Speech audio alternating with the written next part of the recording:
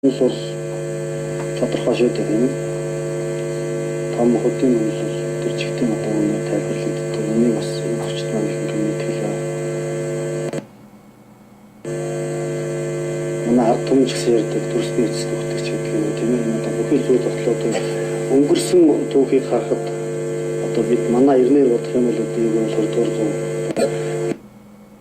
гэтэл 17-800-ны туршид бүтээн байгуулж чадаагүй тэр их бүтээн байгуулалт, тэр их ололт дэвшлийг сүүлийн 100 гаруй жилийн дотор хүндрэлтэн амжуулаад хийгээд бүтээгээд зарим бүр оргилдод хүрчихжээ.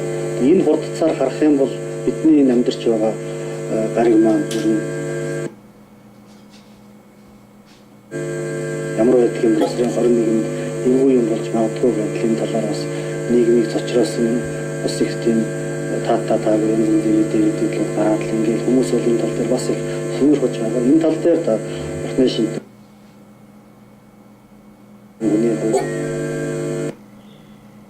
яг хүмүүс ингээд янз бүр бодож байгаа. 10-21 төгсөнд хүчээр нэг хэсэг бодож байгаа. Харин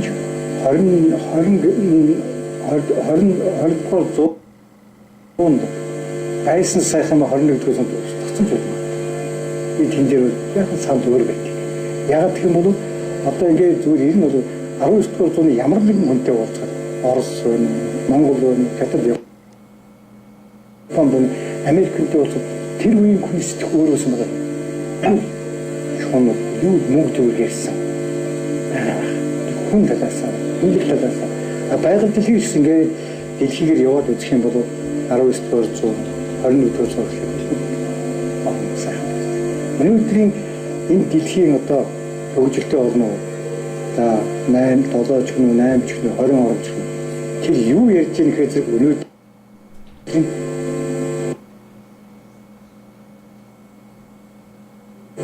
өөрснөө бий болгосон бэрх найрал дэлхийг яаж дулаалаас зогсоох вэ? Энэ зэрэг зэвсгийг яаж багасгах вэ? Энэ олон хүний амьдрал яагаад хэцүү байх вэ? Тэр учраас өнөөдөр бидэнд хоёр хэл чухал байгаа юм.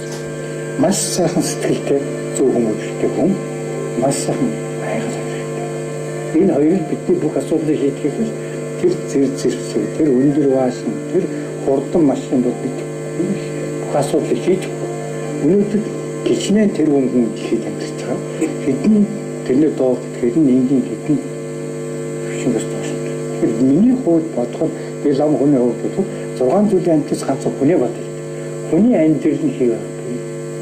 Тэр нь үнэхээр хангалуун гэж бодож байвал дэлхийд амьдрал сайн бай гэж бод. Тэр нь хангалуун биш. Сэтгэл дундуур зовж шаналж байгаа бол дараа чинь төрөлх биш. Тэгвэл дараа төрөл хаан төрөх. Нөгөө өсөрч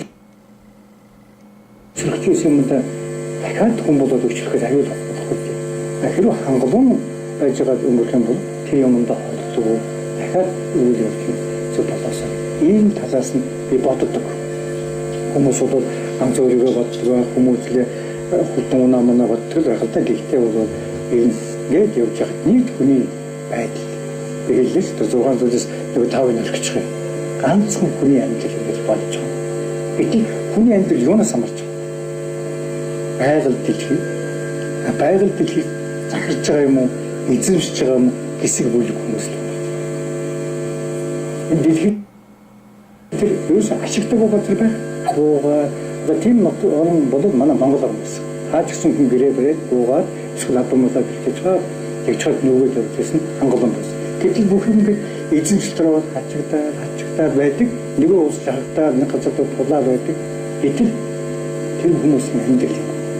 Тэгээд бид зөвхөн мэдээллийн сугаар харж энэ Азиас, Европ, Америк, Африк, Австрали бүгдээрээ тэр хүмүүс хэд ер нь бүгдөө засаг төлөөс эхлээд ярьтаа хүний амьдрал тухайн орныхоо хүмүүсийн амьдралыг сайжруулна гэж ярьж байгаа. Тэгэхээр сайжралт явагдаж байгаа бол тэр хоногоор амьдрал нь сайжраад хүмүүс сайжраад энэ асуудал үүсэхгүй байна. Бид ярьж байгаа. Эдийн засаг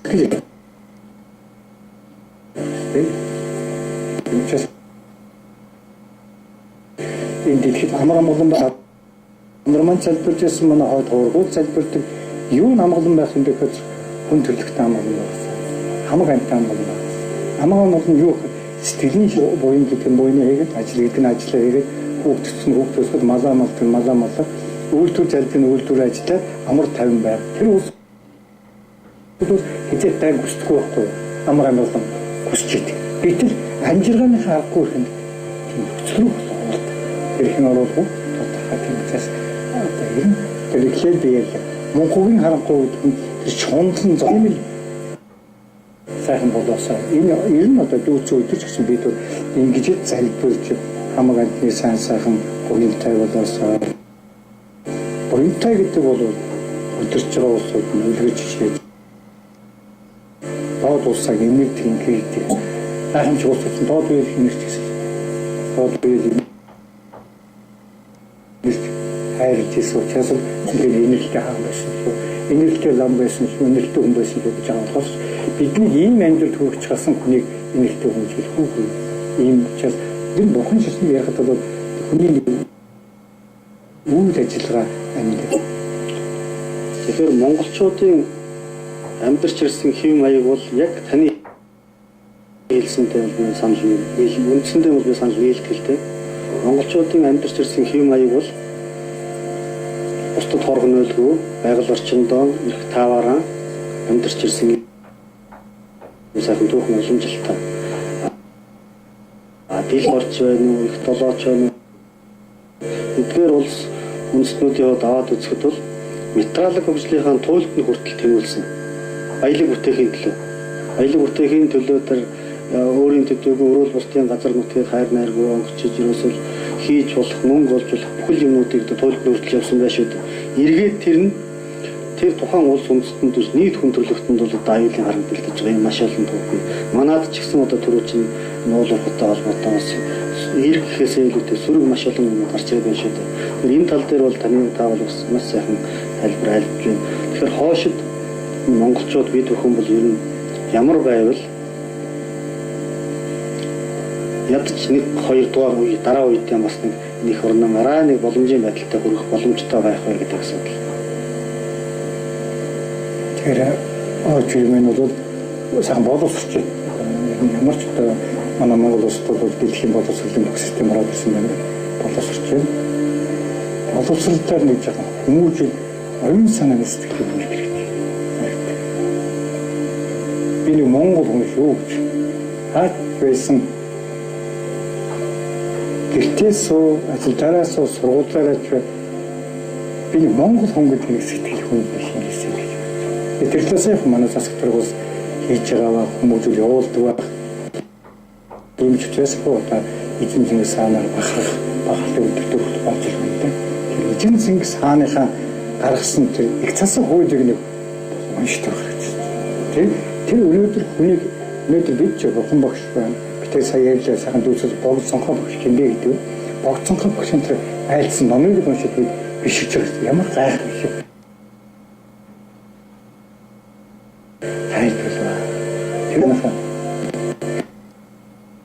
Засгаас эхлээд тэр суусан сургаал гэдэг юм шиг би тэр одоо бахархлаа улсын хаан одоо бахархлыг бид хэрэгжүүлж байгаа юм. Тэр тэдний одоо энэ гайхамшиг улсууд бол нэг юм араа юм да. Байгаль үедээ бол амьдралаараа үлгэж явж байдаг. Өнгөрсөн хойно нь бол бүтээл номыг уншиж тэгээ дагаж явдаг л гэж би ойлгодог. Үлгэлийг одоо богцохоо бүх хайцсан байдаг. Надад уулзсан бүгд бити сэтгэлдээ уулздаг. Надад уулздаг.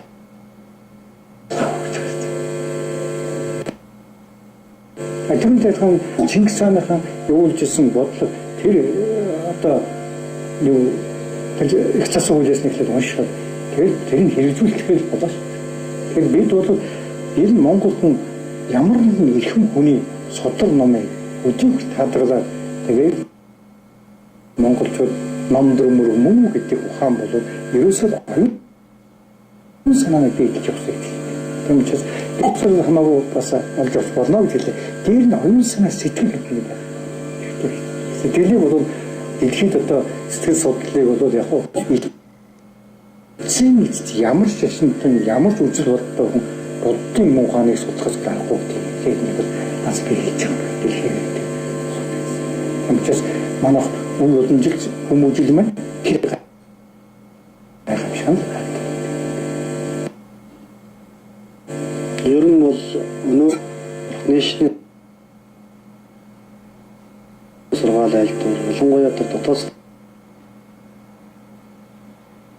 төлөв амаа Монголд төрөх арга замыг ямар байдлаар нэшинд хандсан бэ гэхээр ихэнх театралын хөгжлийн туулд хүрэхээр хүн чинь цаана бас юу дутуу юм байдгийг байна. Тэр дутуу нь болохоор тэр хүний сэтгэл нь хоосон үлддэг юм байна. Тэгэхээр тэр сэтгэлийн амар амгаланд хүрэх арга замыг судалж явсаар байгаад энэ бол ердөө бурхны шинийг судлаж бурхны шиний сургаал айлдварыг л зөв ойлгож ухаж чадах юм бол байна гэдгийг бол ойлгодог юм. Ийм одоо маш олон жишээнүүд байна л да. Одоо дэлхийн нийтэд нэр алдран төгссөн каноны одууд байж байна, жүжигчид байж байна, үдийн шинийг сонгоод өнөдөр ингэж байна. Нийт хоёрдугаар энэ байдалд хүрэхэд бас үдийн шиний томоохон зүтгэлтнүүд бол их хувь нэмэр оруулж байгаа юм. Ялангуяа дээрхийн гэдэг юм тийм үү? Дэлхийн даяар жил болгон одоо жил ер нь бараг жилийн талаас илүү хувийг нь альчлалтай түгээж дэлгэрүүлж байдаг ийм өдөө сайхан гайхамшигтай. Энэ хүний ач буйнаар өнөдөр бурхны шинэ хандах дэлхийн нийтийн хандлага бол асар хурдтай өөрчлөгдөж дотоод сэтгэлийн амар амгалан бүрхийг хүссэн маш олон хүмүүс одоо энэ тэмүүлдэг болж монголчууд бол одоо үн лугаас суралцаж уламжлалт тэр одоо бидэнд бол уламжлал байсан шүү дээ тийм үү? Өдөр тутмын бидний амьдралын хэв шинжилт байсан тэр олон уламжлалуудаа байжуулаад дээр нь дээрхийн гинтэн тэргүүтний экстэцийн альдвар сургаалыг сонсох юм бол илүүтэй их одоо энэ таны хэлсэнчлэн энэ арга замууд өгөх юм арга зам болох юм шиг санагддаг. Тэгэхээр энэ талаар та юу гэж алдсан бэ? Тэгэхээр одоо ямар нэг юм дагаад явах үлгэрч чиж өдөртөлхийд өдөр нь мандаа яахад хөө эшин яахад байна. Тэгэхээр далаа багш бол одоо сүүл дэлхийн орноор айлцаас гадна багштай ч очоод одоо үндэстэн ухсаалгууд ном айлтахад сонсдог болсон байна сүүл. Тэрний нэг нь манай монголчууд энэ жил тонгоомолоод очиж байна. Орсоо хайван солонгос тэр их сонин одоо урдны далаа намын тэгжсэн нөгөө багууддаг өдөр байсан ба. Гэтэл дэлхийн ямар хааж очсон багш одоо хүлээн зөвшөөрдөг гайхамшиг юмтай. Тэр эрдэнэтэй хүн шин номыг чин үнэн сэтгэлээр тайлбарлах юм даа. Нийт монголчууд маань өнөөс одоо ямар үлгүүдээр авах хэрэгтэй. Ялангуяа хөвгөц залуучууд. Нөгөө төмгийн алтаан замж ирээд 3 дугаар талаас сонгогдсон номын байдлаараа бариад багш болоод тэгээд тэрнээс хойш энэ тасалдахгүй яваад энийг л алдаж болохгүй. Нэг л алдаж болохгүй багшаасаа ном сонсон. Багшийн айсаа хаач одоо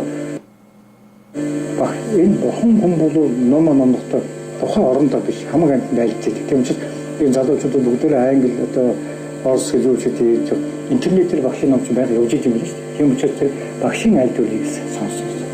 Америкчууд айлцсан байна, Тайваньч айлцсан байна, Индич айлцсан байна, хаач айлцсан байна, айлдварыг сонсоод багштай сайхан сайхан. Тэгээд орчин үеийн хүмүүс хүмүүсийн айлдвар юм билээ. Тэгээд айлдвараас сонсож тэрнээс нь суралцж юм байна.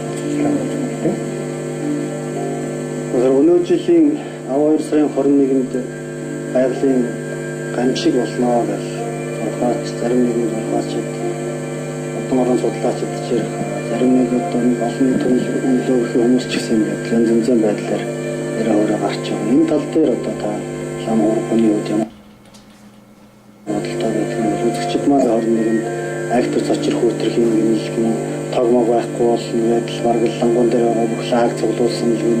Зарим нь бүр Монгол гэрэл хэрэг болох юм гээд Монгол гэр хөдөлтөж авсан гэх ингээд нэг нийгэмд нэг тийм жоохон таагүй мэдээлүүд яваад байгаа л та. Энэ тал дээр та ямар бодлоо?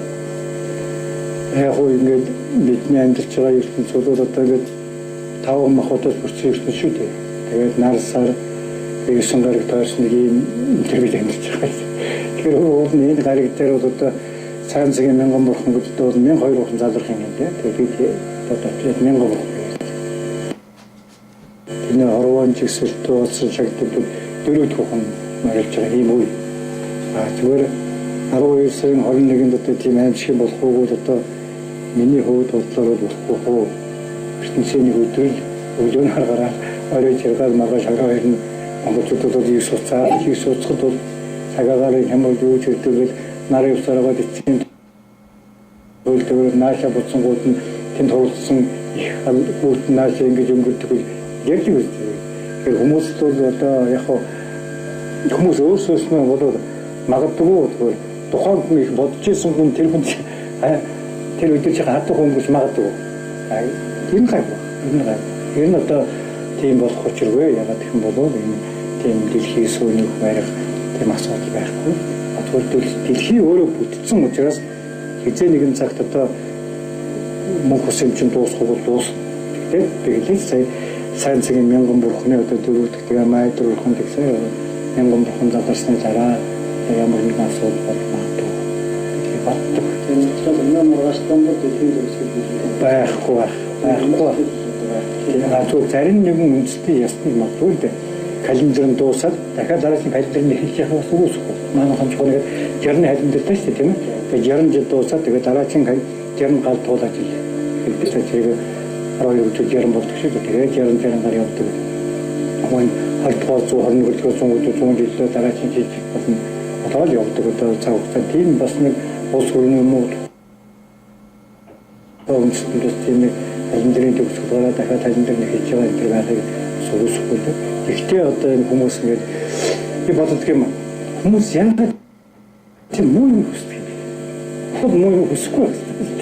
Тэгтэл одоо тэр хүсээ би бодно гэж 21-нд тэгэл ингээд бүр өдөр тав заацсан харсан үдс юм шиг. Тэгэхээр тэр бас тэр бодож байгаа хүний сэтгэл бас болж байна уу? Хэрвээ энэ өдрийг зүгээр энгийн байдлаар өнгөрчихөд 22-23 болоход нөгөө ярьжсэн хүмүүс ямар хүсрээ таагдах вэ? Тэгэхээр худлаа ярьдаг дахиад хүтгэв гэж байна. Тийм учраас ертөнцийн одоо хэрэглэсэн улс орн чинь зөвхөн ажилласаар, амьдралсаар төлөвлөсөн ажилдаа хийдэг нь хийгээд явах одоо тиймэрхүү байдаг бол бүгд ихээрээ зогсвол сонгосмосоод эсвэл одоо ерөөсөө ингээд ах トゥ дээ их орондоо ажиллаж үлмэлт нь очиод одоо ингээд тийм биш л учраас энэ за яг хоо тийм 100 хүн байж бол тийм сэтгүүд. Гэтэл 6 тэр хүн байж тийм сэтгүүд хүрээндэж яг тэгээд чинь тэгээд бас муу юм болохгүй. Тэгээд бодож бас борхонгон ч гэсэн залбирч монголчууд ялангуяа тийм муу юм болохгүй. Угаасаа үүлэн чинь хүүдөөдөл бай таарах. Тэгэхээр тэр хүүдтэр нь тэгээд юм уу юу гэдэг чинь тэгвэл манай цаглагаар чи өөрөө цаглагаар бодоход тэгэл тогмог дасах асуудал. Урдын тэрнийг бодоод бас ялангуяа 90-ад оны үе чинь амар тогтсон. Тэгэхээр хүний амьдрал бол дандаа тийм сайхан байхгүй ч хүний одоо янз янз байх. Тэгэхээр тэрийг бол одоо тэгээд хүмүүс одоо ялангуяа би зүгээр балчир залуу хүүхдүүдээ санаа сэтгэхөө суучгүй дээ. Намайг одоо 20 настай байхад нэг тийм яриа гарч ирсэн гэдэг нэг тийм хүнд залуу ахвах манай чи нас өгөөцөө цайлгаж штэ тэр ямар нэг юм гэдэг юм чинь зөв залуу хүүхд суулын хүүхдүүд тэр хүүхдүүд магадгүй балчир хүүхдэр өдөр ямар сэтгэхүйч юм аюул хичээлээ давтахгүй ч болчих. Тийм нэг хор ууш чавдах хэрэгтэй хүмүүсээ миний амьдрал энэ ерөнхий байцыг харсан. Харин би тэр өдөр ерөөсөө сайхан өдөр болох эрчил могоо жилиг сайхан жил гарныг болж байгаа. Хинжтэй гэж энэ жил сайхан Монголд хөлөө энэ жил тэгэхээр баярлалаа. Ер нь яг маячуудын он таалал одоо таны түрүүний хэлсэнчлэн тэр нийт календрын хугацаанд тоолны одоо тасарсан юм уу дараагийнх нь гарч амжаагүй байсан юм уу археологийн олдуурал юм байл л дээ. Тэгээд магадгүй тэр сүүлийн залгаа хэсгийг нь олоогүй байж болно шүү дээ. Нэг одоо сэжим тийм юм байл. Нөгөө талаар бас зарим нэг одоо эртний ерөнхийдөө таарч байгаа юм шиг байна. Гэхдээ өнөө үед одоо манай гариг дээр байгаа хамгийн том судалгааны төв бол Америкийн газар судлалын NASA-гаас энэ тал дээр усаа гэдэг юм. Талбарсаар илэрхийлсэн байсан. Дээр нь саяхан манай аль телевизээр болоод манай одон орон судлалын эрдэмтэд, одон орон судлаачид эрдэмтэд сууж байгаа. Тэдний зүгээс бол шинжлэх ухааны үүднээс л одоо ийм болохгүй гэдэг ингээд авсбисаар зарлаж байна. Гэхдээ муу модон холбоотой гэдэг чинь нэг хэлээд ингээд цацраад явдаг шүү дээ. Тэгээ маш олон хүний сэтгэл хөдлөлт таны хэлсэнчлэн тийм бол бас энэ чинь эргээд тэр хэд муу юм бодсон хүмүүст төдийгүй эргэн тойронд нь бас сөрөглөсөн бий болчих үү гэдэг юм болгоомжтой байна.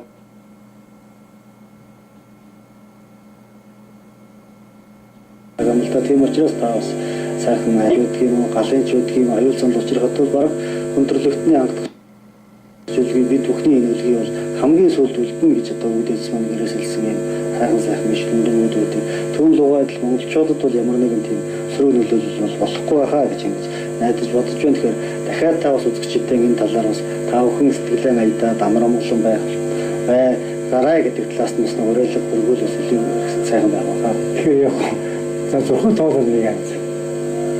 Зүүн чимэргийн уус гэхээр зөндөл байгаа. Гэхдээ зүүн чимэргийн хамгийн дээдийн дээд бол бурхан багш бүгдийг 3 цаг зэрэг болгоодог. Тэрний дараагийн 400 жил их үлгэний шишний зэрэгсэн 700 жил насны зүүн чимэргийн юм. Гомлодын юм дээ. За тэрний одоо сүүлд бидний сая ярьсан богцонхоо багш хамгийн айлтгч. За бид монголчуудын хувьд одоо бурхан багшлагаа хүндэтдэг. Өндөргийгээр мэн одоо бүгдийг болгоогч байсан. Бүгдийг болгоогоод цагныг загнуулах номоо уншаад ингээд явж байвал цаг байгаагаар муу цаг боловч энэ номыг уншиж залбирч байвал өртөхгүй юм аа. Холдох юм аа гэдэг ийм иш болчих үзүүлсэн учраас би энэ гайхамшигт номыг үзэж дагаж одоо чөтгөн бишрэгч хүн.